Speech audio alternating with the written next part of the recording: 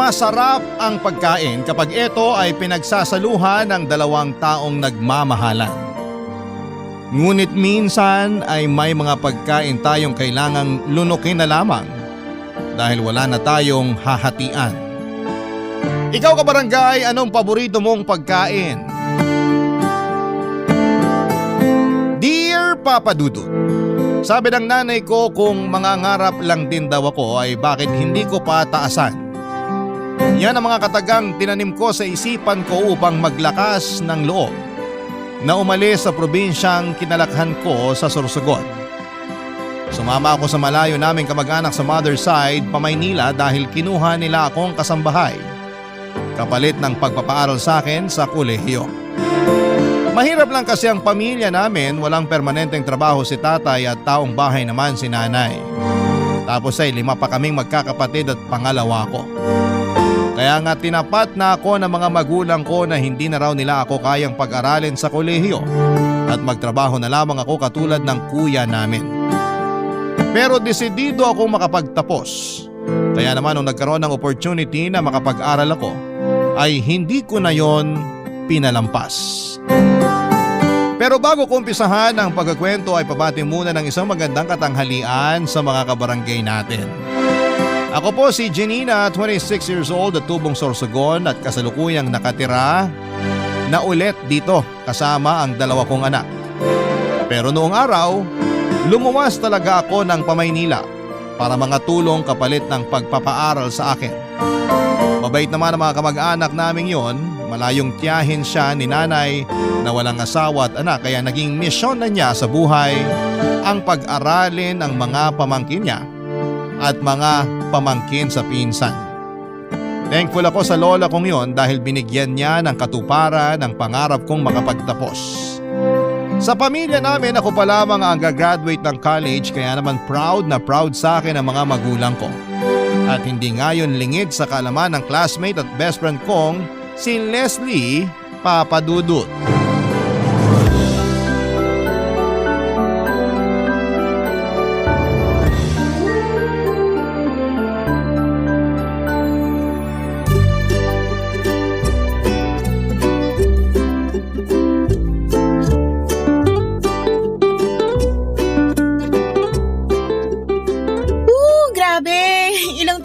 Bago graduation natin, Leslie.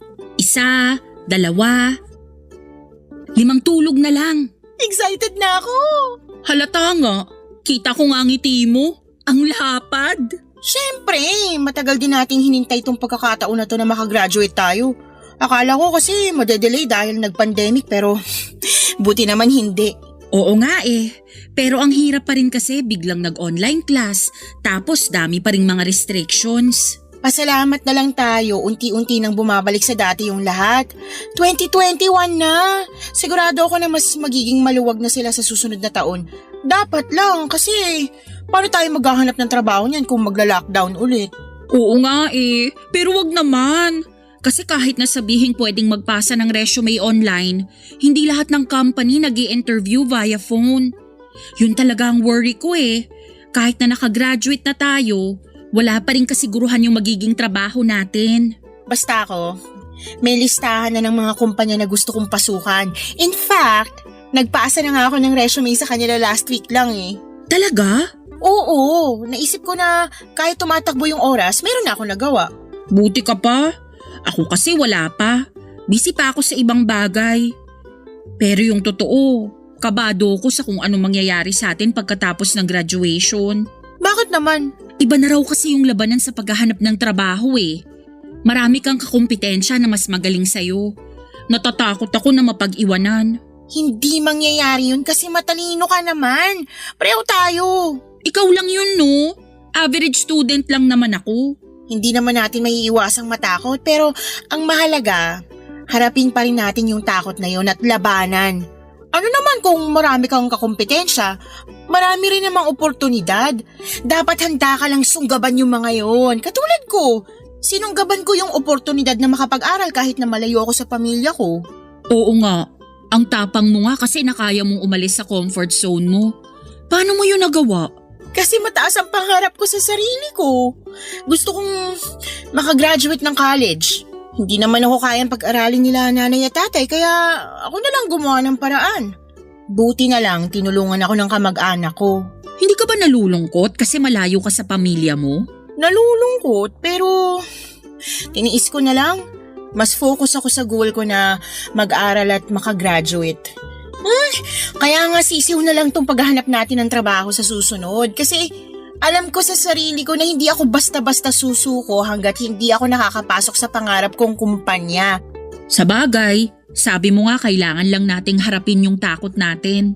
Oo, saka kaya lang naman tayo natatakot kasi bago sa atin yung sitwasyon eh.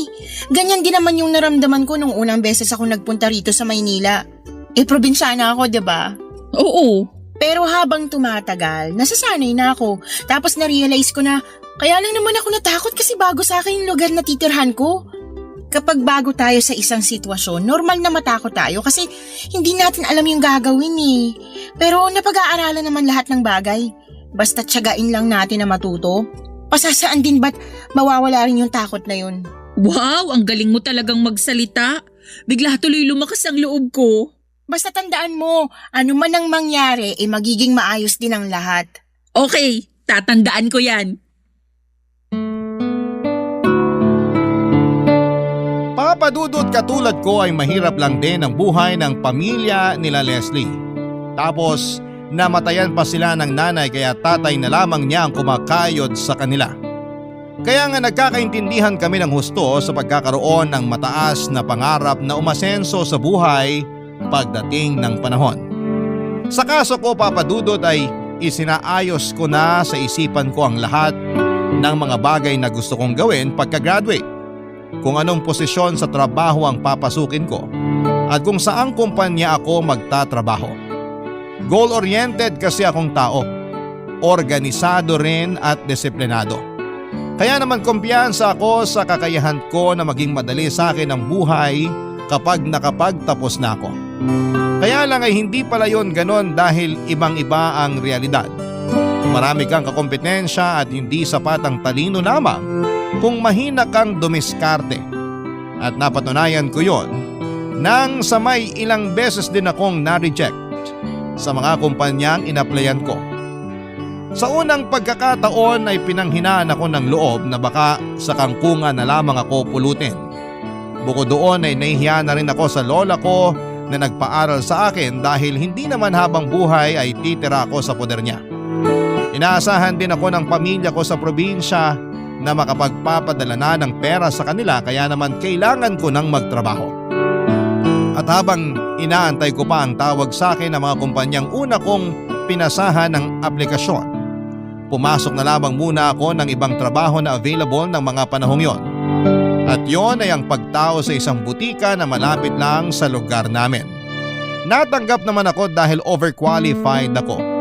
Minimum lang din ang sweldo pero pwede nang pagtiyagaan para may panggastos ako sa pag-a-apply sa susunod.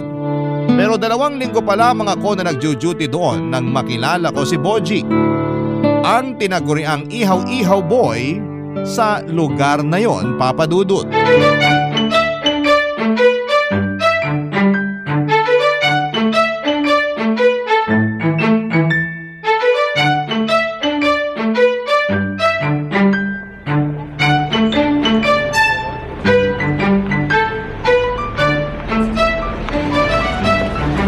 Hi Janina, may dala pala akong ihaw-ihaw.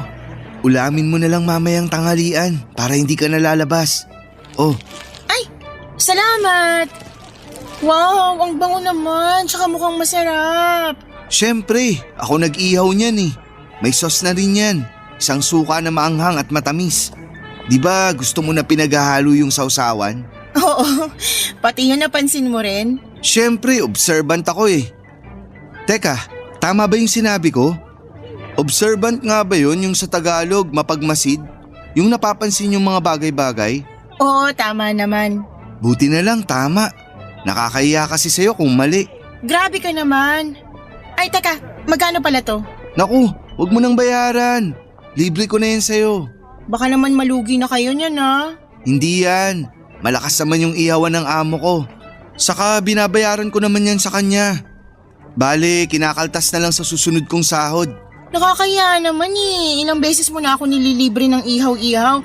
Baka naman wala ka ng sweldohin dahil sa mga kaltas mo. Ayos lang yun. Basta yung mahalaga sa akin. Makita kitang busog at nasasarapan sa mga iyaw-iyaw namin. Kahit na wala na akong sweldohin, walang problema. Ay naku, ako naman yung problema niyan eh. Bakit naman? Eh syempre, inuubos mo sa akin yung sweldo mo. Paano na lang kung may importante kang paggagamitan, di wala ka nang nadukot sa oras ng pangangailangan. Ayos nga lang. Kasi nandyan naman mga kamag-anak ko. Pwede akong mangutang sa kanila. Yan naman yung wag na wag mong gagawin. Mababait naman sila. Ilang beses na nila akong pinautang nung nagipit ako kaya alam ko na maaasahan ko sila. Kaya wag mo nang isipin yun. Basta, tama na yung panlilibre mo sa akin. Kaya ko naman bumili ng ulam eh. Hindi mo na ako kailangang alalahanin kung nakakakain ba ako o ano. Kaya ko sarili ko. Kahit na. Gusto ko pa rin para alam ko na nakakakain ka. Pero bakit? Anong bakit? Wag mo sanang mamasamain ha. Nagtataka lang kasi ako bakit ka masyadong concerned sa akin eh. Hindi naman tayo magkaano-ano. Ouch! Sakit mo naman magsalita. Sorry, pero real talk lang. Akala ko pa naman nahalata mo na. Nahahalata ang ano? Na may gusto ako sa'yo. Ha? Gusto kita, Janina. Unang beses pa lang na nag-duty ka sa butika na to. Crush na kita. Kaya nga lagi akong ganadong pumasok sa trabaho at mag-iyaw ng mga barbecue kasi nasisilayan kita dyan sa tapat. Alam na din ng mga kasamahan ko yung pagka-crush ko sa'yo kaya sinabi nilang gumalaw-galaw na raw ako bago pa ako maunahan ng iba. Ganun ba? Oo, kaya ayun. Naisip ko na hatiran ka ng mga iniyaw ko para naman matikman mo. At syempre, para makapagpakilala na rin ako sa'yo. Kasi... Sigurado naman ako na wala ka pang boyfriend. Kasi kung meron, di sana may sumusundo sa'yo tuwing tapos ng duty mo. Pero wala naman ako nakikita kaya tiwala akong single ka pa. Tama ba? Oo, tama naman. Single nga ako. Wala rin akong manliligaw kasi hindi pagbo-boyfriend yung focus ko eh. Ganun ba? Pero masarap din magka-boyfriend. Merong mag-aalaga sa'yo. Makikinig sa mga kwento mo. May kasabay kang kumain. May masasandalan ka pag kailangan mo ng karamay sa tuwing malungkot ka. Hindi ko alam yung sinasabi mo dahil hindi pa naman ako nagkaka-boyfriend. Malay mo, ako na yung magiging unang boyfriend mo.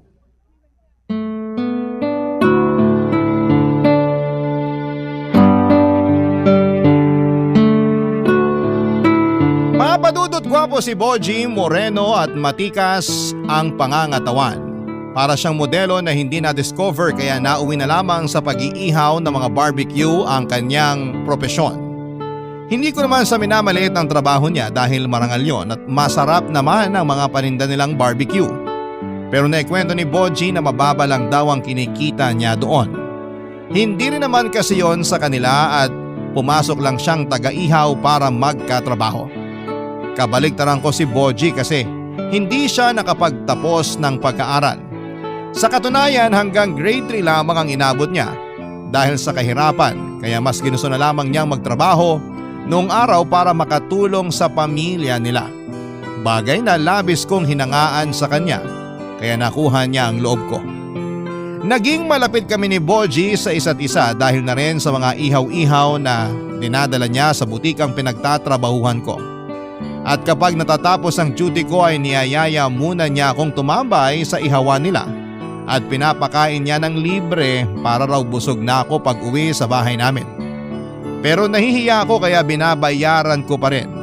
Kapag wala siyang masyadong iniihaw, nagkakaroon kami ng tsansa papadudot na makapagkwentuhan tungkol sa buhay at mga sarili namin. Tapos hindi ko na lamang namanayan na nahulog na ako sa kanya. Naging kami ni Boji at pagkalipas ng isang buwan ay nabuntis niya ako papadudot. Barangay Love Stories. Barangay Love Stories. Papadudot nung kolehiyo ako, ang focus ko lang talaga ay pag-aaral at makapagtapos. Kaya nga iniwasan kong pumasok sa kahit na anong relasyon. Para sa akin ay sagaba-labang yon sa pagtupad ko sa aking mga pangarap. At nung nakapagtapos nga ako ay ganon pa rin ang nasa isipan ko. Maliban na lamang nang dumating sa buhay ko si Boji. Totoo pala ang kasabihan na kahit na anong talino mo, mabobobo ka pagdating sa pag-ibig. Aminado naman kasi ako na nawala ako sa focus ng mga panahong yon dahil nadaig ako ng aking damdamin. Pero napasubo na ako. Lalo na noong nagbunga ang relasyon namin ng boyfriend ko. Nagdesisyon kaming magsama sa isang bubong ni Boji Papadudut. Itinira niya ako sa maliit na kwarto sa compound kung saan ay puro kamag-anak niya ang kapitbahay. Pero hindi yon sementadong kwarto o maayos na compound dahil nasa squatters area lamang kami. Bali plywood lang ang dingding ng kwartong inuukupan namin na may mataas na kisame.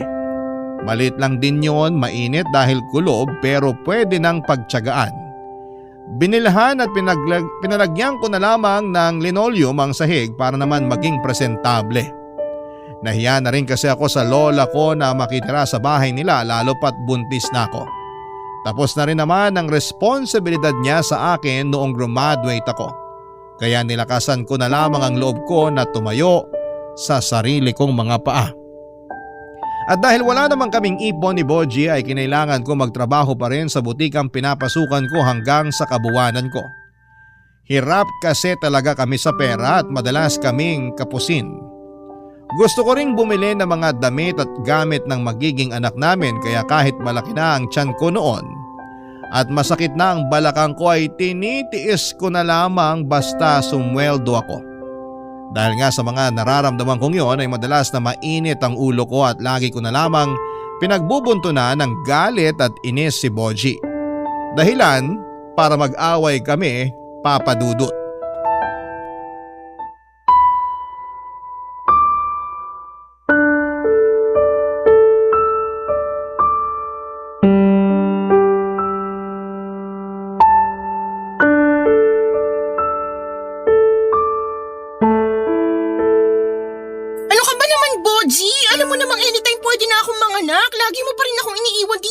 Natin.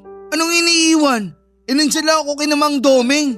Ang lapit-lapit lang nila sa atin oh. Pwede kitang takbuhin dito pag manganganak ka na.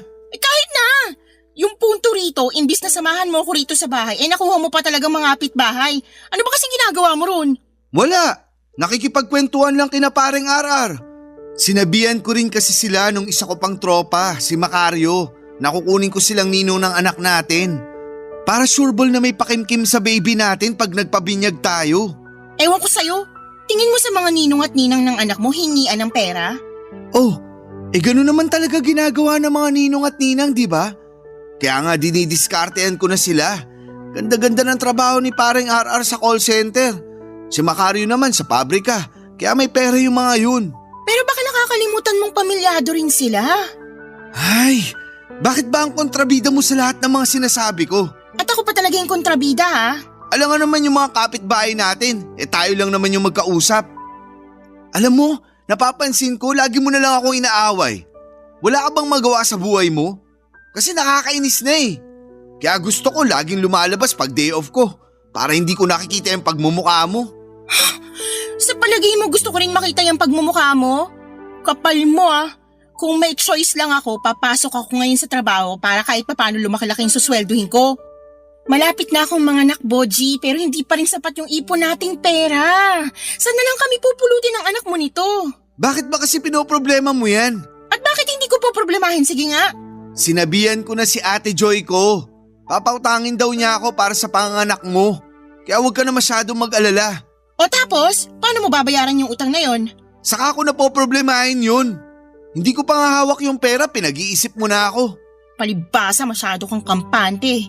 Kaya hindi na ako nagtaka na hindi ka nag-ipon itong mga nakaraang buwan eh. Paano ako makakaipon? Maliit nga lang sinasahod ko dun sa iyawan.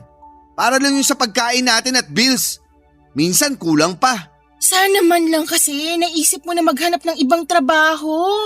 Yung susweldo ka ng disente lalo na ngayon na magkakaanak na tayo. Bakit pa? Ayos naman na ako sa pag-iihaw ko. Hindi ko na kailangan maghanap ng ibang trabaho. Yan yung ayaw ko sa'yo eh. Kontento ka na dyan sa ginagawa mo kahit wala kang pag-asenso. Ano bang masama doon? Hindi naman ako nagnanakaw. Gusto mo magnakaw ako para umasenso tayo? Hindi ko sinabi na magnakaw ka. Yun na rin yung pinalalabas mo eh. Hirap sa'yo, wala kang kabilib-bilib sa akin at sa trabaho ko.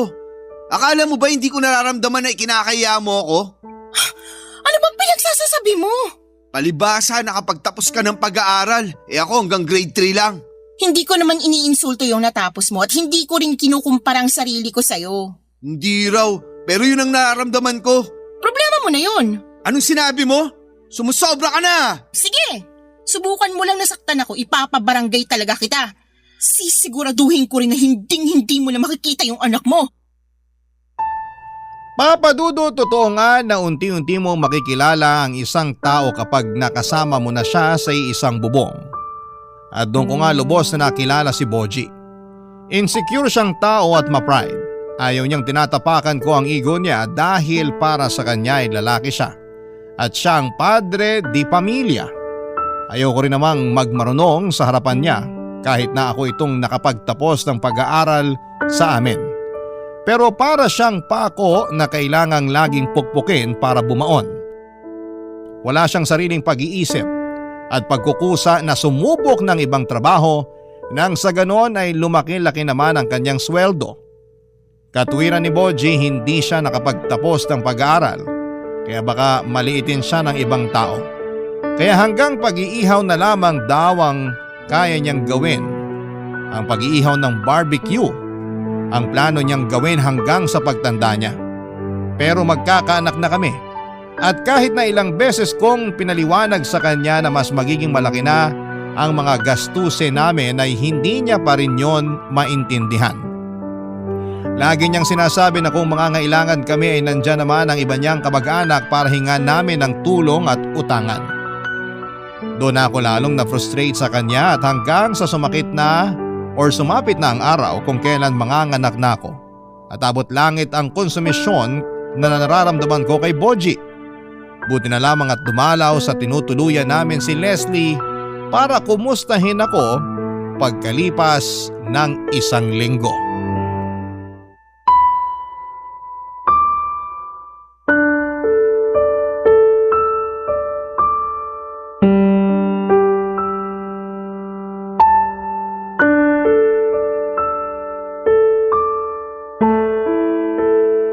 Kumusta ka na ba? Ito, pagod at puyat. Hirap pala ng may baby. Laging alanganin yung tulog ko. Buti pa nga si Boji, kumpleto yung tulog kasi kapag umiiyak yung anak namin, iniiwan niya ako rito sa bahay at doon nakikitulog sa ate niya. Ano? Seryoso ba yun? Oo. At hinahayaan mo lang? Noong una nagagalit ako kasi parang pinababayaan niya lang ako dito mag-alaga sa anak namin. Hindi parang. Kasi pinababayaan ka niya talaga. Nasaan ba naman ang utak ng Boji na yun? Kapapanganak mo pa lang tapos ganyan ka na niya tratuhin? Katwiran niya kasi may trabaho pa siya kinabukasan. Paano na lang daw siya makakapagtrabaho ng maayos kung inaantok siya dahil sa ingay ng iyak ng anak namin. Kaya ayun, hinahayaan ko na lang. Pagod na rin kasi ako magalit sa kanya. Mas galit pa siya sa akin. Kapal naman ang mukha niya.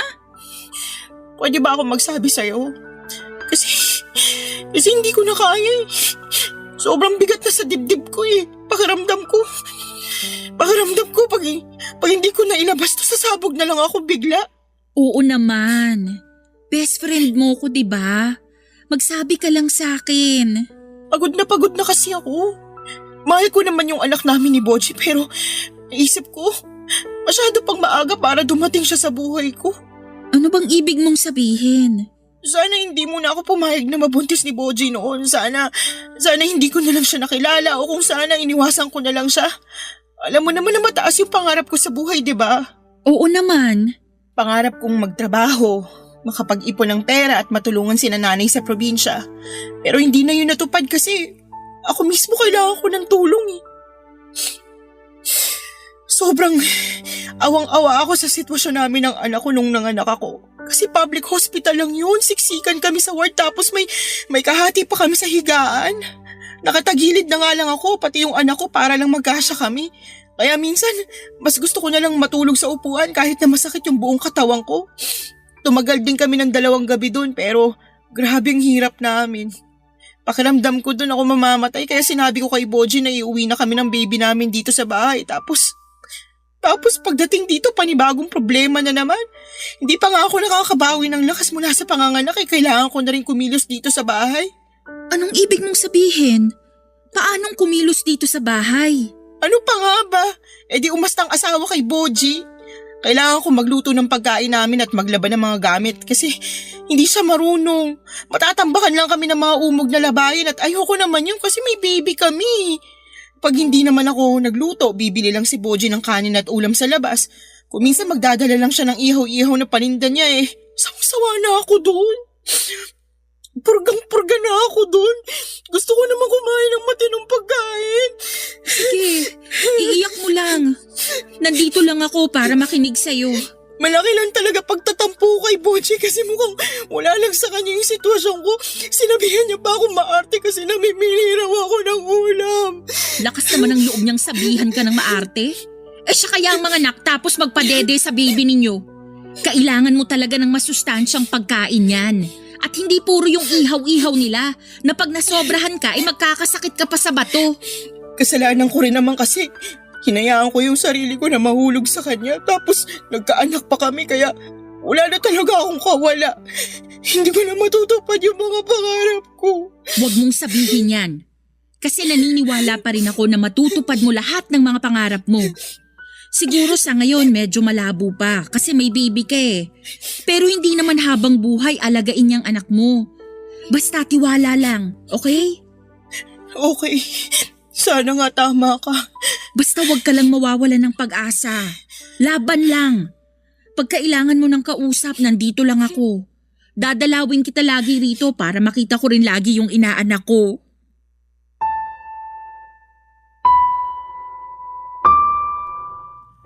Papadudod siguro nga ay emosyonal lamang ako ng mga panahong yon.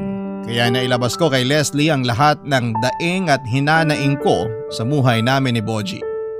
Pero hinayaan lamang ako ng kaibigan ko na umiyak at magkwento dahil alam niyang makakatulong sa akin na mailabas lahat ng yon. At totoo nga kasi dahil gumaan ang dibdib ko pero nandun pa rin yung tinik sa lalamunan ko. Don't get me wrong, masaya naman ako sa pagdating ng baby namin. Thankful ako kasi ligtas ko siyang naisilang pero paano na? Ano ang susunod? Nag-resign na rin kasi ako sa pinagtatrabahuhan kong butika kaya wala na akong pinagkakakitaan pa. Bukod doon ay sigurado akong magiging limitado na ang mga galaw ko dahil sa pag-aalaga ng anak namin. Tapos ay hindi ko pa maasahan si Boji sa maraming bagay. Ang hirap para akong mababaliw. May kinakasama nga ako pero para pa rin akong mag-isa. Gabi-gabi ay nananalangin ako sa Diyos na sana'y maghimala siya sa pamilya namin, Papa Dudut. Natulungan niya kami kasi natatakot akong maranasan din ang anak namin na maghirap. Noon pa nga lang na isinilang siya ay hikahos na kami.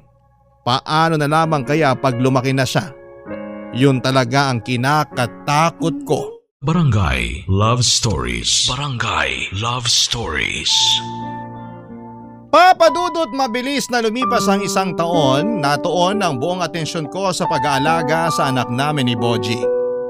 Sakitin kasi ito, payat at may pagkalampa.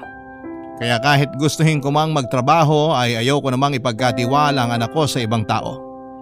Pero nung nawala ng hanap buhay si Boji dahil nalugi ang ihawa na pinagtatrabahuhan niya, ako na ang kusang loob na kumilos para maghanap buhay. Alam ko naman na sa aming dalawa ay mas capable akong makapasok sa magandang trabaho dahil may tinapos ako. Pero dahil matagal din akong natenga, ay nakaramdam din ako ng pag-aalinlangan. Mabuti na lamang at to the rescue ang best friend kong si Leslie nang alokin niya akong maging tauhan sa laundry shop ng sister company kung saan siya nagtatrabaho. Hiring daw kasi doon at minimum pa rin ang kita pero meron namang bayad ang OT at may mga benepisyo pa. Bukod doon ay malapit lang din sa amin kaya hindi na ako talo sa pamasahe. Nagbabaon na lamang ako ng pagkain para makatipid dahil sa trabahong yon ay nakabili nga ako ng TV para naman may libangan kami sa gabi. Sinipagan ko talaga ang pagpasok araw-araw para makapag-ipon ako at makapagpundar ng mga gamit sa bahay. Bukod doon ay masaya rin ako dahil nailalabas na namin ang anak namin at napapakain sa mga fast food na dati-rati tinuturo lamang niya dahil hindi namin kayang kainan. Kaso kung kailan ayos na sana ang lahat ay bigla namang umeksena ang kinakasama ko.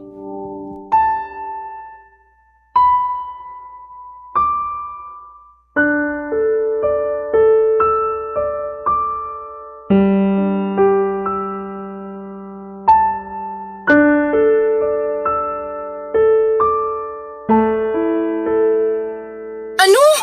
Nasisiraan ka na ba ng ulo? Siraulo na kung siraulo. Pero sundin mo na lang yung sinabi ko. At bakit ko naman gagawin yun? Kasi sinabi ko. Boji naman, wag mo naman gawin sa akin to. Wag mo akong pag-resignin sa trabaho ko. At bakit ayaw mo? Siguro totoo na may relasyon kayo nung katrabaho mong lalaki, no? Aminin mo na. Wala akong aaminin dahil wala naman kaming relasyon. Hindi ako naniniwala sa'yo. Nagsasabi ako ng totoo, ikaw yung nag-iimbento. Ah, ganon? Halika nga rito. Aray ko naman, wag mo naman ako sabunutan. Bakit hindi? Masyado ka nagmamatigas. Kaya dapat lang sa'yo turuan ng leksyon. Bibitiwan lang kita kapag sinunod mo yung sinabi ko. Simula sa araw na to, hindi ka na papasok sa trabaho mo. Pero paano na lang yung pamilya natin? Pag nawalan ako ng trabaho, baka magutom tayo. Hindi mangyayari yun kasi ako magtatrabaho sa atin. Aray ko, bitiwan mo na ako, sabi. Ayan. Sana sa susunod magtanda ka na. Kasi bubunutin ko talaga mga buhok mo sa anit mo. Ang sama mo. Hindi ako masama. Saka ikaw naman yung may kasalanan. Masyado ka nagmamatigas. Hindi pagmamatigas yun. Iniisip ko lang kapakanan ng pamilya natin pag umalis ako sa trabaho ko. Hirap sa'yo, masyado ka mapagduda. Magagawa ko pa ba mga lalaki pamilyado na akong tao? Malay ko ba? Kerengkeng ka. Ano sinabi mo? Totoo naman ah. Dali mo nga nahulog sa akin nung panaybigay ko sa'yo ng iyaw-iyaw, di ba? May pasabi-sabi ka pa na ayaw mo mag-boyfriend pero… Bakit mo ako sinampal? Nagtanong ka pa talaga sobrang kapal ng mukha mo na sabihin sa akin yung bagay na yon. Para sa kaalaman mo, hindi ako kerengkeng. Masyado ka lang matamis manalita kaya nahulog ako sa'yo.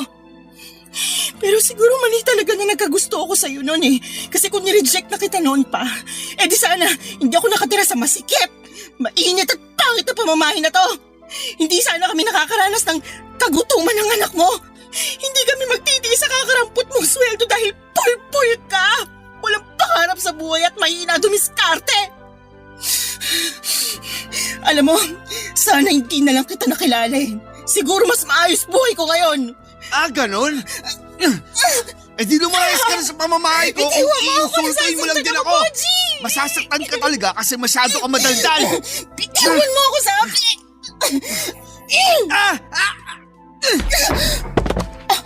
May salahi ka bang aso? Kinagat mo pa talaga ako. Pasalamat ka, yan lang ginawa ko sa'yo. Naku, Janina, pasalamat ka. Kaya ko pa rin magtimpi. Kasi kung hindi, kanina pa kita inuntog sa dingding. Nakakairita kang babae ka. Mas nakakairita ka! Basta ha, gawin mo yung sinabi ko. Umalis ka na dun sa trabaho mo. Kasi pag hindi mo sinunod gusto kong mangyari, may kalalagyan ka talaga. Kilala mo ako. Tinutotoo ko pag sinabi ko. Papa Dudut, hindi ko alam kung saan galing ang mga pagbibintang na yon ni Boji. Inosente ako at wala akong ginagawang masama at hindi ako nanlalalaki. Bakit ko gagawin yon? Pamilyado na akong tao. Kaya nga sobrang inis ko sa kanya at dismayado na rin dahil sa mga pinagsasasabi niya sa akin. Bukod doon ay kilala naman niya yung kasamahan kong lalaki dahil nakikita niya yon kapag sinusundo nila ako ng anak ko sa pinagtatrabahuhan ko. Nagkakakwentuhan pa sila kaya akala ko ay ayos lamang ang lahat. Yun pala ay pinagseselosa na niya ito. Kaya naman gulat na gulat ako. Pero bukod doon ay hindi ko matanggap na sinaktan niya ako dahil lang sa bagay na yon, Papa Dudut. Pero dahil nga ayaw magpatalo ni Boji, pinanindigan niyang siya na ang maghahanap buhay sa amin. Hindi sana ako papayag kasi alam kong mahina siyang dumiskarte. Pero nung tinakot na niya akong makikipaghiwalay sa akin at ilalayo pa ang aming anak pag hindi ako nag-resign ay doon ako nag-alala ng husto. Kaya nga para hindi na lumaki pa ang gulo ay sinunod ko na lamang ang sinabi niya.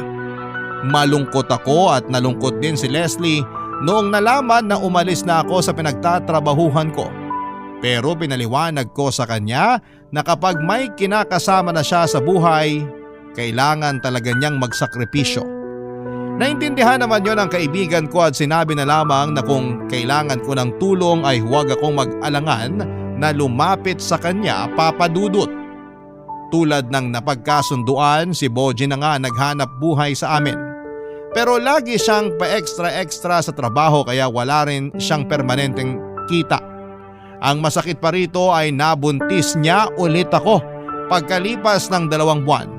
Kasalanan ko rin naman kasi kinatamaran kong inumin yung pills na nireseta sa akin sa center. Kaya ayon, nagbunga na naman ng batang pagsasama namin. Ayoko pa kasi sanang magkaanak kami ulit dahil nga maliit pa ang panganay namin at napakahirap din ang buhay. Kaya nga kinausap ko ng masinsinan si Boji tungkol sa plano kong gawin, Papa Dudut.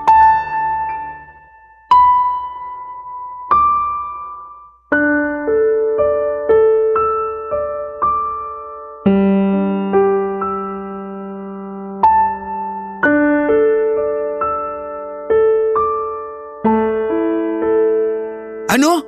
Nasisiraan ka na ba? Hindi ako nasisiraan. Walang nasisiraan dito.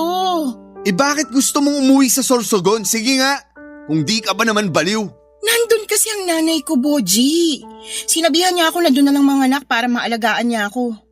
Nakwento ko kasi sa kanya nung sitwasyon ko rito nung nanganak ako sa panganay natin. Kaya naman pala. Anong kaya naman pala? Kaya ka pinauuwi doon ng nanay mo kasi kung ano-anong kinuwento mo doon. Siguro sinabi mo na pinababayaan kita rito kaya ayaw mo na dito mga anak, no? Totoo naman na pinabayaan mo ko nung nanganak ako sa panganay natin Mas madalas pa nga yung gabi na hindi kita kasama rito sa bahay natin dahil nandun ka sa ate mo kasi Kasi ayaw mong mastorbo yung tulog mo sa iyak ng anak natin. Ayaw mong magpalit ng diaper niya kasi nandidiri ka kamo. Ayaw mo rin akong tulungan sa mga gawaing bahay kahit na alam mong nagpapadede ako. Matagal na yun. Saka bumawi naman ako sa inyo pagkatapos, di ba? Bumawi raw. Sa pagkakatanda ko, nagdadabog ka pa kapag inuutusan kita maghugas ng pinggan. Huwag ka na kasing manumbat. Ako naman nag-alaga sa anak natin nung nagtatrabaho ka. Hindi ako nanunumbat. Ayoko lang maranasan ulit yung nangyari ngayong buntis na naman ako. Sana naman intindihin mo. Naiintindihan ko naman, pero ayoko dun sa inyo. Bakit? Mabait naman sila nanay at tatay Oo, pero hindi ako sanay. Wala akong kakilala dun. Ano na lang trabahong papasukin ko, di ba? Pwede kang ipasok ni Kuya sa auto supply na pinagtatrabahuhan niya. Maganda pa sweldo doon tsaka may binipisyo. Tutulungan tayo doon nila nanay at tatay kaya pumayag ka na. Sumama ka na sa amin ng mga anak mo sa Sorsogon. Ewan, ayoko pa rin. Masanay ako rito sa Maynila. Dito na ako pinanganak, kaya dito na ako mamamatay. Ano ba namang klaseng katwiran yan? Basta. Hindi mo na mababago yung desisyon ko. Kung gusto mong umuwi, kayo na lang ng mga bata. Pero ibig sabihin lang nun, hiwalay na tayo. Ano? Narinig mo yung sinabi ko. Kung gusto mong umuwi sa Sorsogon, kayo na lang ng mga bata. Pero hiwalay na tayo pag ginawa mo yon. Boji naman, hahayaan mo lumaki yung mga bata na walang ama? Mangyayari lang yon kapag nilayo mo sila sa akin. Ibig sabihin, kasalanan mo kasi ginusto mo yon. Sira ka ba? Nag-adjust ako nung tumira kasama mo rito pero hindi ka man na makakapag-adjust nung ako naman ang nagyayaya sa yung tumira sa probinsya namin. Baka nga mas maging mabuti pa yung buhay natin doon kaysa dito. Siguro kaya ayaw mong sumama sa amin kasi duwag ka. Anong sinabi mo? Duwag ka, Boji. Hindi ako makapaniwalang nagkaroon ako ng kinakasamang duwag at hindi kayang tumayo sa sariling mga paa. Lintik ka, Janina, ha? Ulitin mo pa yan kundi… Kundi ano? Sasaktan mo ako? Sasampalin? Sige, gawin mo para lalo kung gustuhin ilayo sa iyo yung mga anak natin. Tandaan mo, konti na lang malapit na ako mapuno sa'yo. Pinagtiyagaan kita, inintindi kasi kinakasama kita. Akala ko rin magbabago ka pero habang tumatagal lalo ka lang lumalala. Kung wala kang pangarap sa sarili mo, kung kontento ka na sa buhay mo, pwes, wag mo kami idamay ng mga anak mo. Sawang-sawa na akong pakisamahan ka. Bahala ka na sa buhay mo! Papa Dudut, hindi ko akalain na nagmahal ako ng isang duwag at mahina ang loob sa katauhan ni Boji.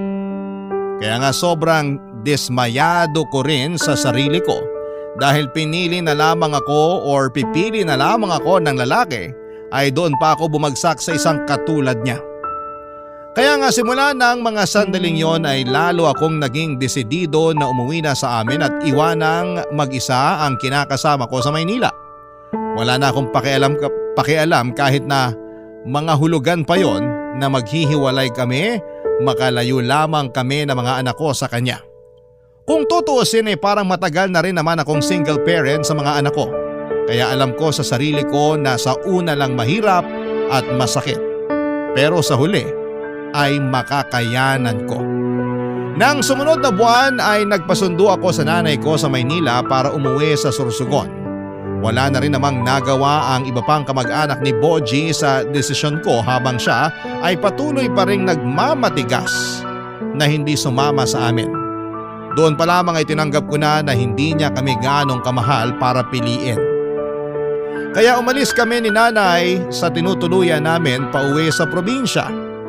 Dito ko na nga pinanganak ang pangalawa ko sa Sorsogon at aaminin kong may sa ilang buwan din akong umasa na pupuntahan kami doon ni Boji. Pero hindi na yata mangyayari yon matapos kong matanggap ang balita na meron na raw siyang bagong kinakasama at magkakaanak na rin sila.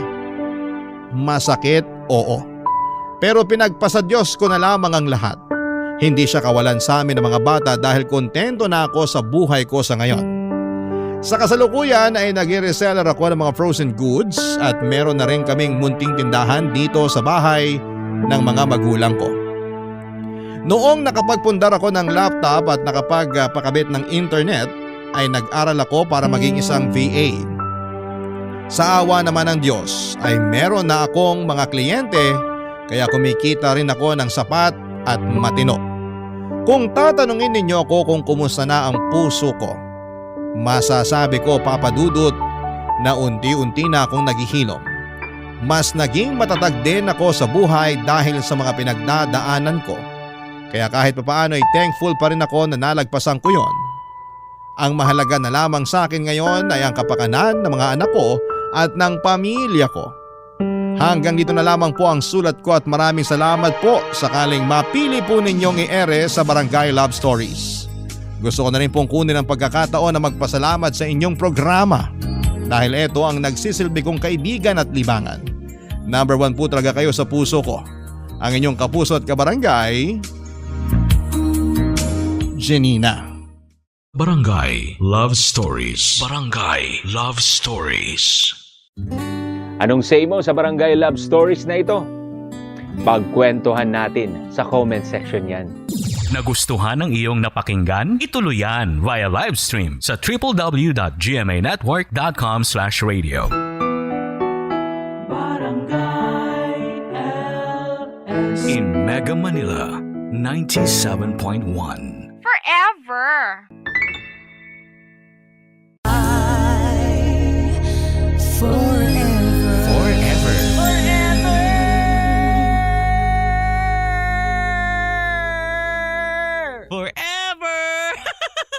Tatay, Ama, Daddy, Papa.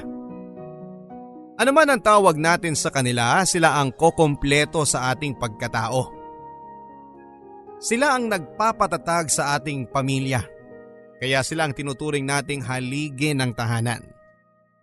Pero paano kung ang inakala mong tatay ay isang pusong mamon? Ipagmamalaki mo pa rin ba siya o ikakahiya? Ako po ang inyong si Papa Dudut sa mga kwento ng pag-ibig, buhay at pag-asa. Dito sa Barangay Love Stories. Dear Papa Dudut, ako po si Lorraine at bata pa lamang ako ay malapit na ako sa aking papa. Siya kasi ang madalas kong kasama dahil si mama ay nasa ibang bansa at isa siyang OFW. Dalawa lang kaming magkakapatid pero kahit maliit lamang ang aming pamilya at malayo si mama ay masayang masaya pa rin kami dahil ni minsan ay hindi pinaramdam ni Papa sa amin na wala si Mama. Siya din kasi ang tumatayo bilang mama namin. Pa? Bakit parang halos lahat ng gawaing bahay alam mo? Hindi ba lalaki ka naman?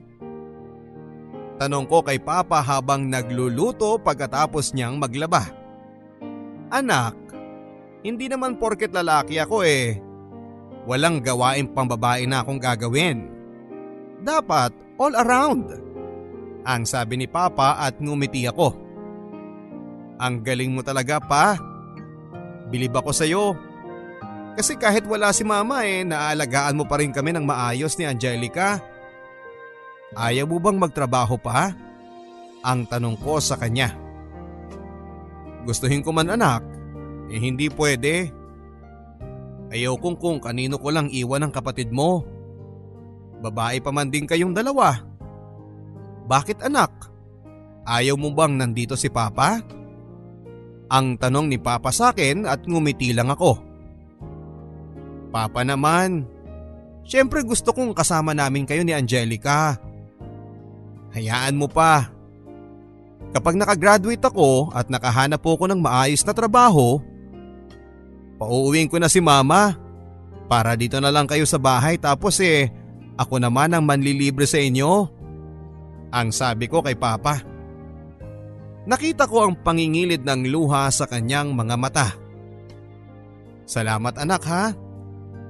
Buti at naalala mo si Papa. Ang sabi nito sa akin sabay yakap. Oo naman pa. Mahal na mahal ko kayo ni Mama. Ang sagot ko naman sa kanya. Mabait si Papa, maalaga at isa pang sobrang hinahangaan ko sa kanya ay sobrang sipag niya, Papa Dudut. Kaya masasabi kong napakaswerte ko talaga kay Papa. Kasi alam kong mahal na mahal niya ako at ang aking kapatid. Pero isang araw ay narinig kong may kausap siya sa cellphone. Mahina ang boses niya at parang bumubulong lang. Basta ang narinig ko lang ay ang sagot ni Papa. O sige, pupunta ako. Ang sabi niya. Nagtaka ako kung ano ang pinag-uusapan nila nang nasa kabilang linya.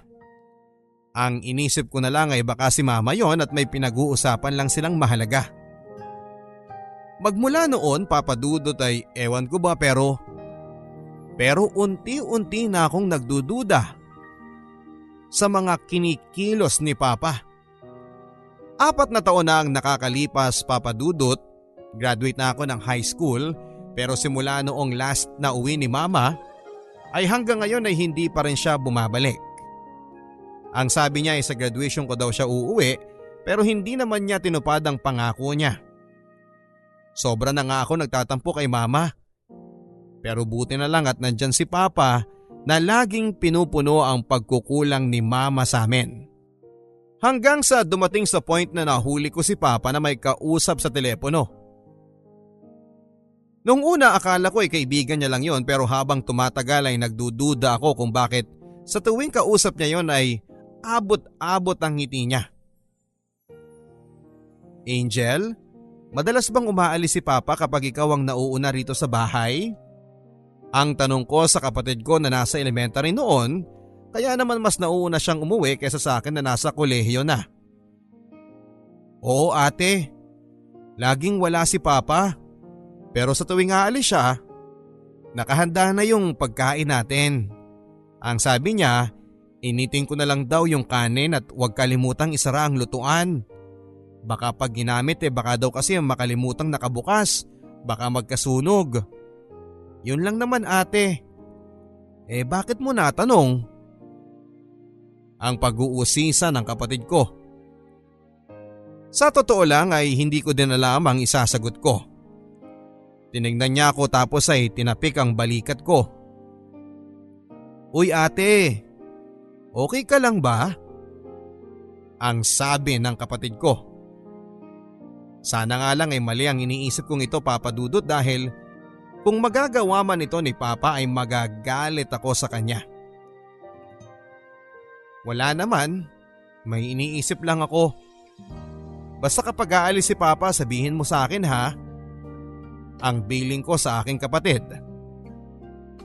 Akala ko Papa Dudut ay titigil na nga si Papa sa paglabas ngunit nasundan pa ito ng nasundan. Oy Lorraine, alam mo ba kung ano ang ginagawa ng Papa mo? Ang tanong sa akin ng tsismosa naming kapitbahay. Hindi ko na sana yon papansinin Papa Dudut kaya lang ay masyado siyang maingay para hindi ko marinig. Hindi po. Bakit po? May alam ba kayo? Ang tanong ko naman dito. Baka sakaling may maganda siyang maisasagot sa akin. Yang Papa mo, lagi naming nakikita na may kasamang iba. Sinusundo sa hotel. Naku ha, yan ang nga bang sinasabi ko eh. Porket wala dito ang mama mo, ganyan ang gagawin niya. Ay naku, ang mga lalaki talaga. Hindi makontento sa isa. Ang pagdidiin pa nito. Noong una ay ayaw ko sanang patulan ang mga sinasabi niya pero andito na rin lang kaya tinanong ko na. Sino po ba yung nakita niyong kasama ni Papa? Ang tanong ko. Yung isang babaeng maganda tapos sexy. Nako kung ako sa inyo, sasabihin ko na sa mama mo. Baka mamaya hindi nyo na namamalayan na iiwanan na pala kayo ng papa nyo. Ang sabi niya sa akin. Bumilis ang pintig ng puso ko at gusto kong sabihin kay mama ang lahat ng nalaman ko pero nagpigil ako Papa Dudut dahil ayokong masira ang pamilya na meron ako. Nagdaan pa ang mga araw Papa Dudut at lagi ko na ngang hindi naaabutan si Papa sa bahay. Pero si Papa yung tipo ng magulang na aalis pero sisiguraduhing maayos na ang lahat sa bahay. Nakaluto na siya. Ready na ang higaan pati ang mga uniform namin kinabukasan ay planchado na. Kaya nang makakuha ko ng tiyempo, wala kaming pasok noon kaya naman nagkaroon ako ng pagkakataon na i-one-on-one si Papa. Aalis na sana siya noon Papa Dudut kaya naman kinausap ko na siya habang nag-aayos siya ng gamit niya. Pa? Saan ba kayo pupunta at saka bakit hindi na tumatawag ang mama sa atin? Ang tanong ko dito at tumingin siya sa akin. Anak, nagtatrabaho si Papa para sa inyo. Ang mama niyo naman kaya hindi tumatawag ay busy lang sa trabaho niya. Stricto raw ang bago niyang amo kaya hindi siya makatawag. Ang sabi ni Papa. Nakita ko naman ang senseridad sa mukha ni Papa. Kaya naman hindi na ako nagduda pa sa mga sagot niya. Papa kung may trabaho ka, bakit tuwing gabi lang? Hindi ba kadalasan ng trabaho sa umaga? Ang sabi ko ulit sa kanya.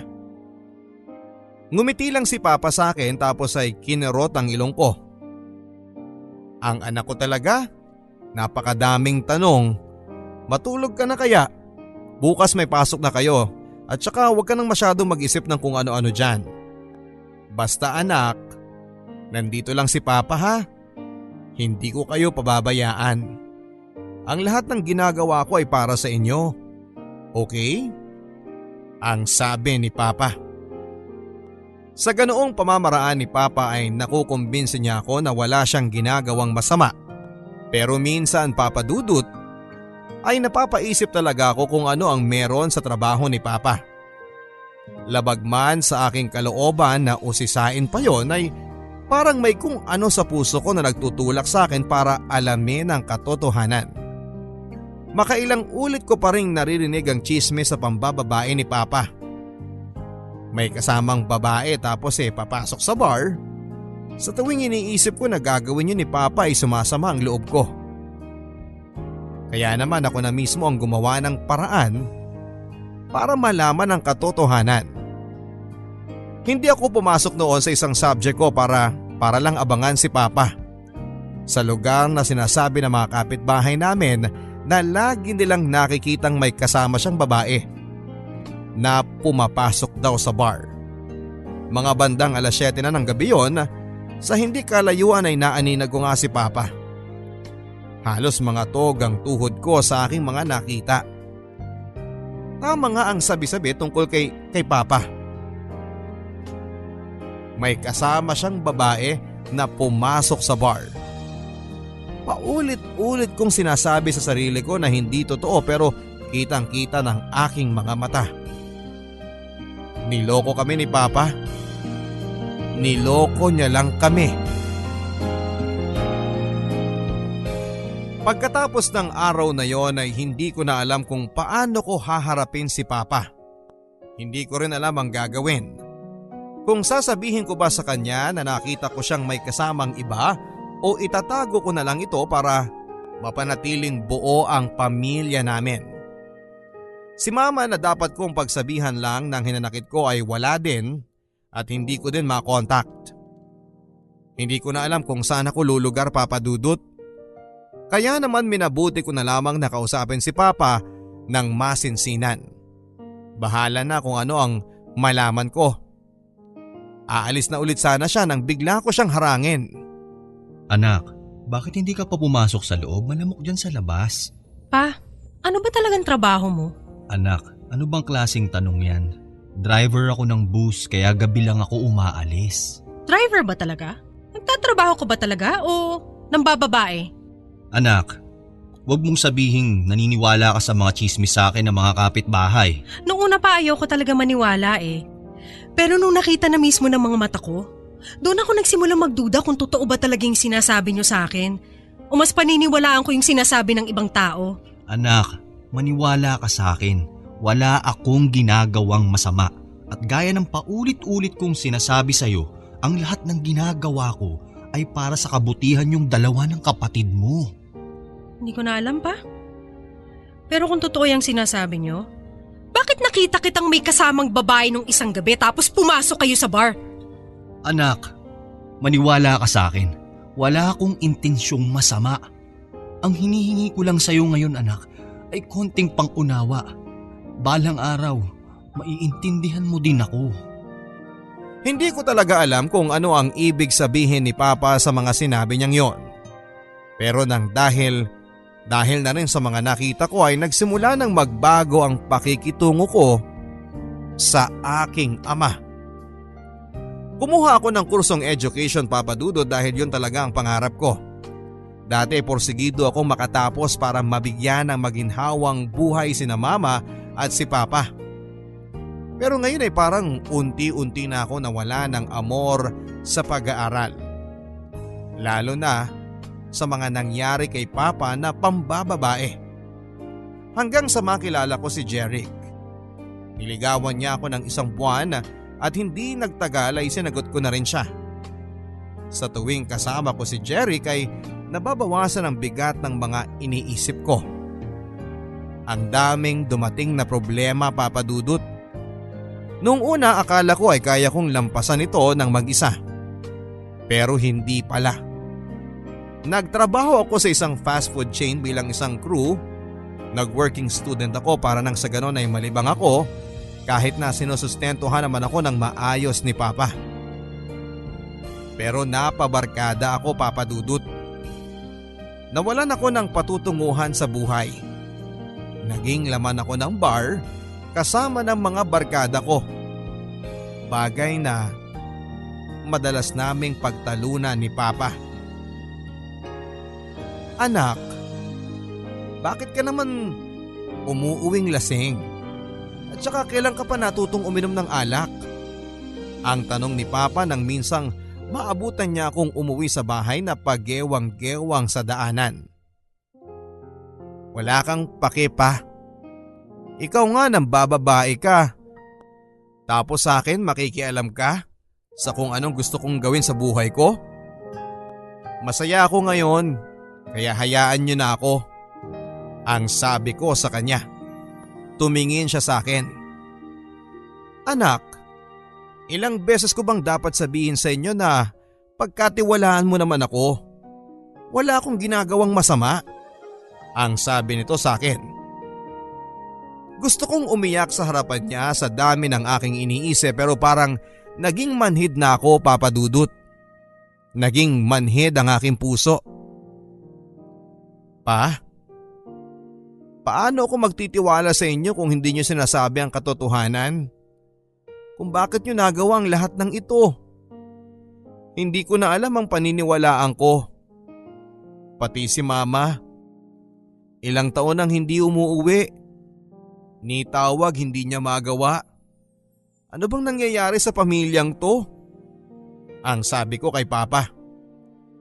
Tinapik niya lang ang likod ko. Anak, kahit na anong mangyari, hindi ko kayo kayang iwan ng kapatid mo. Ang sabi ni Papa. Gusto kong umiyak sa harap niya pero pinigilan ko. Kahit kanina pang naguunahan ang aking mga luha. Papa Dudut, nagpatuloy ang gawain kong pag-inom at pagbabarkada. Napabayaan ko na ang grades ko. Sobra talaga akong naapektuhan sa mga pinaggagawa ni Papa. At hanggang ngayon ay palaisipan pa rin sa akin kung dapat ko ba siyang pagkatiwalaan gaya ng mga sinasabi niya o dapat nga ba akong magalit dahil sa ginagawa niya. Hindi ko na talaga alam ang gagawin ko, Papa Dudut. Hanggang sa ako na mismo ang nakadiskubre ng matagal nang tinatago ni Papa. Mga bandang 3:00 na yon nang maalimpungatan ako at magising. Pumunta ako ng kusina para uminom ng tubig. Nakita ko ang bukas na kwarto ni Papa. Sumilip ako at wala pa nga siya. Binuksan ko ang ilaw at naghalungkat sa mga gamit niya. At laking gulat ko nang makita ko ang mga damit pambabae sa kanyang kabinet. At iba't ibang kulay ng wig. Hindi ko alam kung para saan ang mga yon, Papa Dudut. Muntik na akong mahuli ni Papa dahil saktong-sakto ang pagdating niya. Sumilip ako sa bintana ng kanyang kwarto at halos lumuwa ang aking mga mata. Nakita ko si Papa. May kasamang lalaki at magkahawak pa sila ng kamay. Pinisil niya ang pisngi ni Papa bago tuluyang umalis. Ang lakas ng pintig ng puso ko noon, Papa Dudut. Mas lalo naman nang makita ko ang reaksyon ni Papa na parang kilig na kilig talaga. Dali-dali akong lumabas ng kwarto at gusto kong kausapin na sana si Papa tungkol sa aking mga nakita pero hindi ko muna ito ginawa habang hindi pa malinaw ang lahat sa akin. Nakapag-decide ako, Papa Dudut, na pumunta mismo kung saan ko nakita si Papa. Sinakto kong nakaalis na siya ng bahay.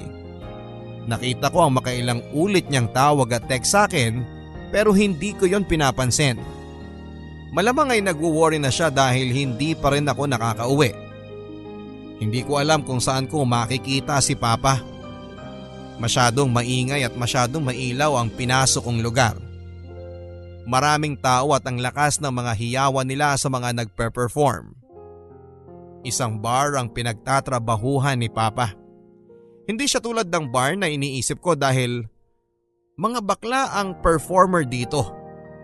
Hindi sila sumasayaw, nagpapatawa sila at karamihan din sa mga waitress ay bakla na aakalain mong babae talaga sa una mong kita. At sa hindi kalayuan ay nakita ko si Papa na nanonood din. Hindi siya nakadamit panlalaki. Nakawig siya. Nakasuot ng bestida. Agad ko siyang nakilala dahil sa suot niyang relo na ibinigay sa kanya ni Mama noong wedding anniversary nila. Mali ako nang iniisip kay Papa. Hindi pala siya nambababae. Kasi isa siyang bakla. Kung tutuusin ay wala naman talagang ginagawang masama si Papa. Nagtatrabaho siya bilang isang stand-up comedian sa isang bar. Palipat-lipat pala si Papa kaya pala minsan ay hindi ko siya nakikita dito. Yun ay ayon na rin sa mga napagtanungan ko na mga nakakatrabaho niya. Hindi ko alam kung paano ko ulit kakausapin si Papa. Wala man siyang ginagawang mali pero itinago niya pa rin ang kanyang tunay na pagkatao. Bakla ang Papa mo. Ang paulit-ulit na narinig ko, Papa Dudut, sa aking kasintahan. Gusto kong magalit sa kanya at gusto kong ipagtanggol si Papa pero wala akong magawa dahil alam kong totoo ang lahat ng yon. Kinausap ko si Angel tungkol sa mga kinikilos ni Papa at nagulat ako sa mga sinabi niya. Ate, matagal ko nang alam na ganyan si Papa. Minsan, binibihisan pa niya ako ng gown at inaayusan. Wala naman akong nakikitang mali sa ginagawa ni Papa. Maayos naman ang pagpapalaki niya sa atin. Kaya sana, huwag ka nang magalit sa kanya. Ang kasalanan lang naman niya ay hindi sa atin sinabi ang totoo niyang pagkatao. Pero naging mabuti pa rin siyang ama sa atin. Ang sabi nito sa akin habang nakatingin lang. Kahit na, mas okay sana kung sinabi niya kaagad sa atin. Kaso anong ginawa niya? Naglihim siya, hindi ba? At si Mama, paano na lang kapag nalaman ni Mama to? Masisira ng pamilya natin ang dahil sa pagkatao ni Papa. Ang madiin kong sabi sa aking kapatid. Ate, may sasabihin pa ako sa iyo.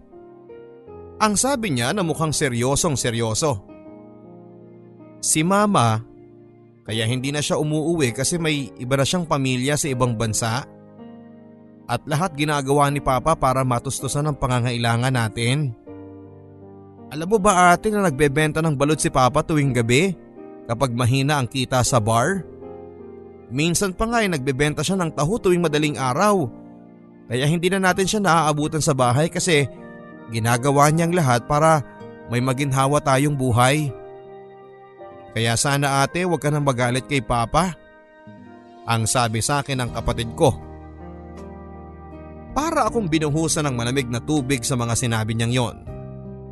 Noon pa man ay sira na pala ang pamilya namin. Hindi ko na alam ang gagawin ko at mabuti na lang at nandyan si Jeric na nagpapasaya sa akin. Mahal, sa bahay na lang tayo. Huwag ka nang umuwi sa inyo. Magsama na tayo. Ang alok niya sa akin. Napangiti ako dahil pakiramdam ko ay ayaw na sa aking mahiwalay ni Jeric. Pumayag ako at hindi nag-isip, iniwan ko si Angelica kay Papa. Inisip ko na lang na total ay wasak na ang pamilya namin at may tatay pa akong bakla. Pinipilit ako pabalikin ni Papa pero hindi ko siya pinakinggan. Nagmatigas ako. Tuwing papasok ako ay naririnig ko na lamang ang mga kaklase ko na inaasar ako. O yung tatay niyang bakla nagkatrabaho sa bar. Nakakita ka na ba ng tatay na nagbibistida at nagmi-makeup? Sabay tawa nila. Hindi ko man lang maipagtanggol si Papa kasi alam kong totoo. Kaya naman mula noon ay umuwi na ako sa bahay nila Jeric at nagsama na kami. Sa tuwing kasama ko siya ay nakakalimutan ko ang aking problema. Mabuti na lang at may isang katulad niya sa aking buhay. Kahit na iniwan ko na sina Papa at Angelica ay tuloy pa rin ang sustento sa akin ni Papa. Ang sabi ni Angel ay lagi na lang daw may sakit si Papa. Pero ganoon pa man ay pumapasok pa rin siya kasi magka-college na rin ang aking kapatid at gusto raw ni Papa ang makatapos din siya ng pag-aaral. Sumama din ang loob ko Papa Dudut dahil hindi sinabi ni Papa sa akin. Mabuti pa kay Angelica at sinabi niya lahat pero wala akong kaalam-alam. Ayaw kasi ni Papa na magkaproblema ka. Alam mo kung gaano kanya kamahal kaya sana bumalik ka na ate. Ang pagsusumamo ni Angel sa akin. Pero nagmatigas ako Papa Dudut dahil masaya na ako sa piling ni Jeric.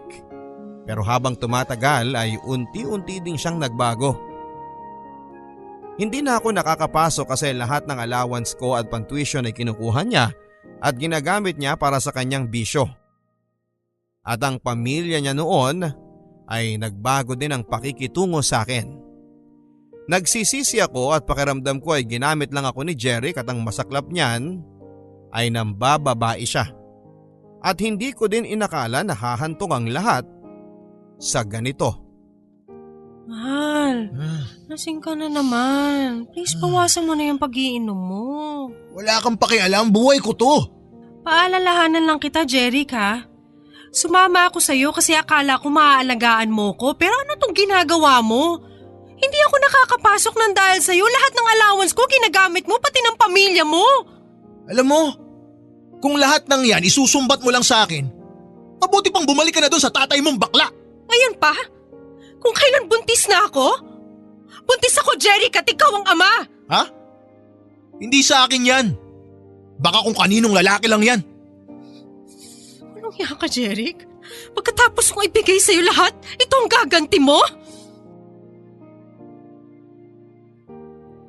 Ang masaya naming pagsasama ni Jeric ay sa ganoong paraan lang natapos at hindi ko alam ang gagawin ko. Hindi ko alam kung saan ako pupunta. Ayoko nang bumalik sa amin kasi ayokong makita si Papa. Pero anong gagawin ko? Hindi ko na alam kung saan ako pupunta. Wala na akong ibang malalapitan kundi si Angel, ang aking kapatid, kaya kinausap ko siya tungkol sa aking sitwasyon. Ate, bumalik ka na.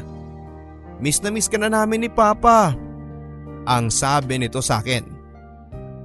Ayoko nang bumalik doon. Hiyang-hiya na ako sa ginawa ko at paano ko sasabihin kay Papa na nabuntis ako. Ang sabi ko sa kanya.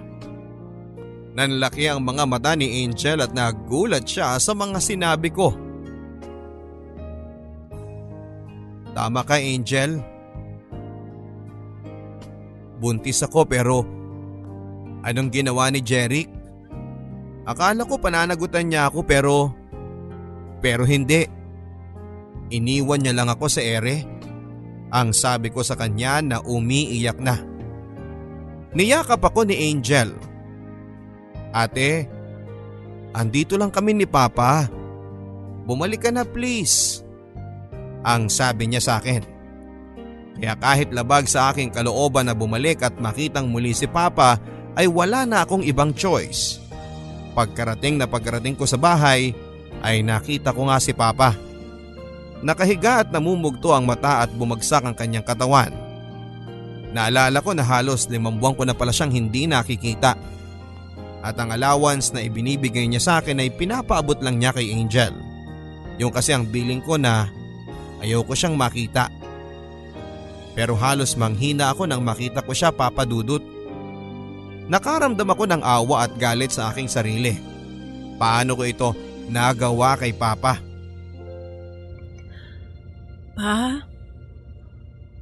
Ano nangyari sa'yo? Anak, medyo tinangkaso lang ang papa mo. Pero huwag kang mag-alala.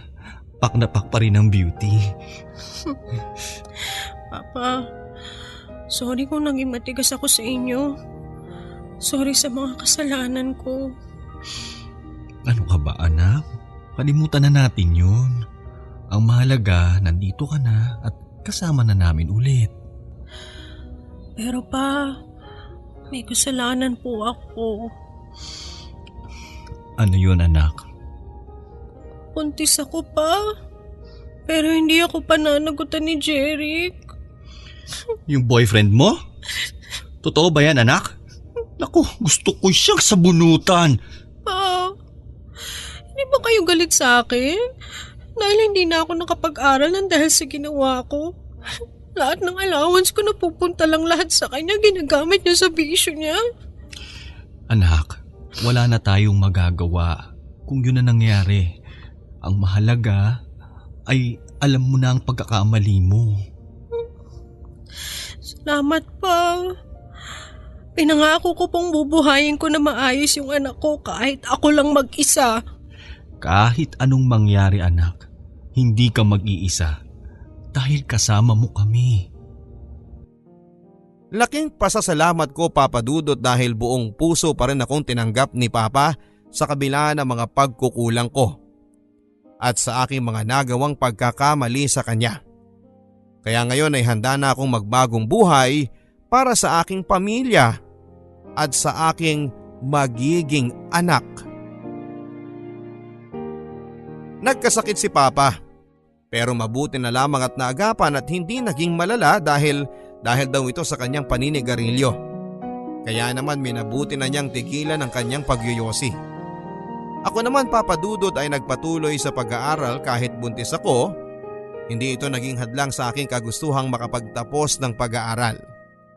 Hanggang sa unti-unti ay nakatapos na ako. Kasama ko sa aking sinapupunan ng aking anak Laking pasasalamat ko, Papa Dudut, sa pangalawang pagkakataon na ibinigay sa akin ni Papa. Pero sa aking 7 buwan na pagdadalang tao ay nakunan ako, Papa Dudut. Sobra akong nalungkot sa mga nangyari. Para ba akong siningil ng tadhana dahil sa mga nagawa ko kay Papa? Papa, bakit ganun? Kung kailan handa na akong magbago, parang pinagbabayad ako ng tadhana sa mga nagawa ko sa inyo. Anak, huwag mong isipin yan. Hindi naman natin ginusto na mawala ang anak mo. Pero pa, walang ibang dapat sisihin dito kundi ako dahil sa mga nangyayari sinisingil na ako ng karma. Basta anak, kahit na anuman ang pagdaanan mo ay nandito pa rin kami ng kapatid mo. At hindi ka namin iiwan. O siya, huwag ka nang umiyak. Aura na para pak. Si Papa talaga, kahit kailan joker. At least napapatawa kita.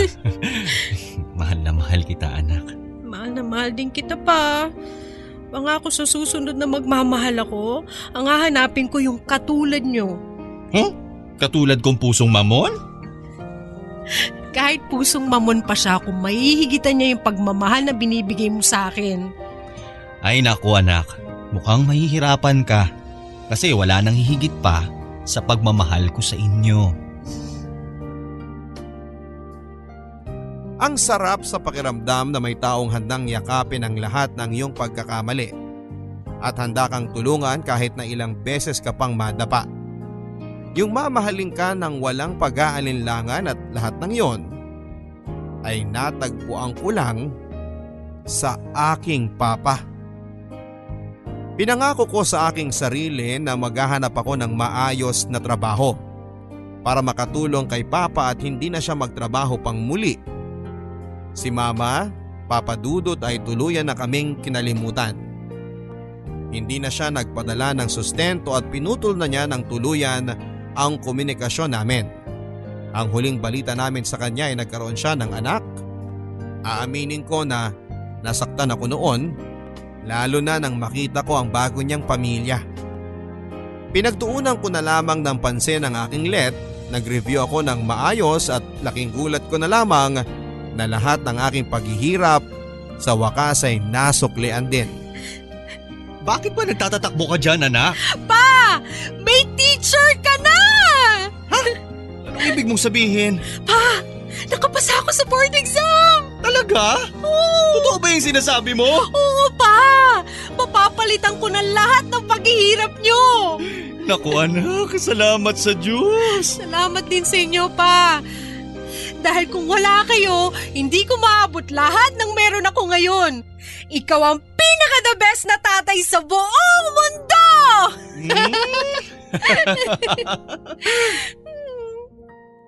Ang sarap palang sabihin yon kay Papa. Dahil deserve niya namang matawag na the best na ama. Kahit nakakaiba siya sa ibang tatay na brusko na imbes na manuntok, kapag may nangaapi sa kanyang anak ay pipiliing manabunot ng buhok kapag may kaaway ka. Nakakatawa pero hindi ko kinakahiya si Papa. Bagkos ay pinagmamalaki ko siya na naging ama ko. Sa ngayon, Papa Dudut, ay mayroon na rin akong sariling pamilya at nakapag-asawa na rin. Principal na ako sa school na pinagtatrabahuhan ko. Matagal ko mang nakuha ang lahat ng meron ako ngayon ay tinutuon ni Papa ang lahat ng sinabi niya na kahit anuman ang pagdaanan ko ay hinding-hindi niya ako iiwanan. Si Papa pagkatapos ko makaipon ay binigyan ko ng puhunan para sa sarili niyang negosyo, ang beauty parlor. Mabenta si Papa lalo na sa mga kabarangay namin dahil magaling siyang hairstylist. Sa edad na 50 ay malakas pa ring maggupit, mag-straight, magkulot at magkulay ng buhok. Kahit mga pedicure at manicure ay alam ni Papa. May mga kasama din siya sa salon, kaya minsan sabi ko wag na siyang magtrabaho pero siya itong mapili talaga. Libangan na lang daw niya ito, lalo na kay Angelica na lagi niyang inaayusan dahil mahilig ang aking kapatid sa pagsali sa mga beauty pageant. Dahil na rin kay Papa. Kaya ayon, Ang saya-saya nilang dalawa. Ako naman ay biniyayaan ng masipag at responsableng asawa at may isa na rin po akong anak na si Abilene. Masayang masaya ako sa naging takbo ng aking buhay kahit mahirap man noong una ay natutunan kong mahalin ang pagkatao ni Papa. Na dati kong kinakahiya pero ngayon ay pinagmamalaki ko na. Kaya para sa the best kong papa sa buong mundo, mahal na mahal kita at kahit na sa iyong pagtanda, pakahawakan mo ang aking pangako sa iyo na hindi kita pababayaan at hindi ko susukuan gaya ng ginawa mo sa akin noon. Maraming salamat po Papa Dudut sa pagkakataong ibinigay niyo sa akin upang ma-share ko sa inyo ang aking buhay. Happy Father's Day sa lahat ng ama natin. More power po sa inyong programa. Ang inyong kapuso at kabarangay, Lorraine. Minsan hindi natin maintindihan ang ating mga magulang. Lalong-lalo na sa ating mga tatay na masyadong mahigpit po sa atin. Minsan ay nasasakal na tayo dahil gustuhin man nating tumayo sa ating mga sariling paa ay hindi natin magawa dahil kailangan natin silang sundin. Pero sa huli ay ang lahat pala ng paghihigpit na ginagawa ng ating ama ay para sa ating kabutihan. Ano man ang trabaho, ano man ang pagkatao, hindi kailanman tayo mabubuo kapag wala ang pagmamahal ng ating ama. Ang ating ama na kayang magpuyat, kayang magtrabaho 24 oras para lamang mabigyan tayo ng magandang buhay. Kaya naman sa araw nila ay marapat lamang na pasalamatan natin sila sa lahat ng kanilang sakripisyo para sa atin. Kaya sa ating mga tatay, Happy Father's Day. Ito po ang mga kwento ng pag-ibig, buhay at pag-asa kasama ng inyong Papa Dudut sa Barangay Love Stories. Forever.